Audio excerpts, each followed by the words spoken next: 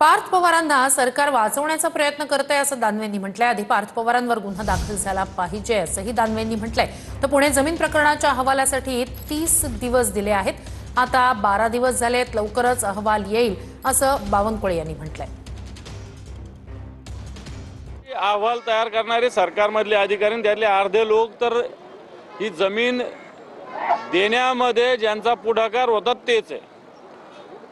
त्यामुळं जर खऱ्या अर्थाने निष्पक्ष सरकार असेल, निष्पक्ष चौकशी असेल, तर पार्थ पवारावर गुन्हा दाखल झाला पाहिजे। सरकारी जमीन विकण्याचा गुन्हा दाखल झाला पाहिजे। मुद्रांक चुकविण्याचा हा दुसरा गुन्हा दाखल झाला पाहिजे। आताच्या घडीला पार्थ पवार याच्यातले मुख्य आरोपी आहेत आणि सरकार त्यांना वाचवण्याचा पूर्ण प्रयत्न करते। मला वाटतं की अजून आमची विकास खारगे समिती पूर्ण रिपोर्ट तयार करून आमच्याकडे देतील। 30 दिवसाचा वेळ दिला होता, 12 दिवस झालेले आहे, 18 दिवस शिल्लक आहे, लवकरच रिपोर्ट येईल।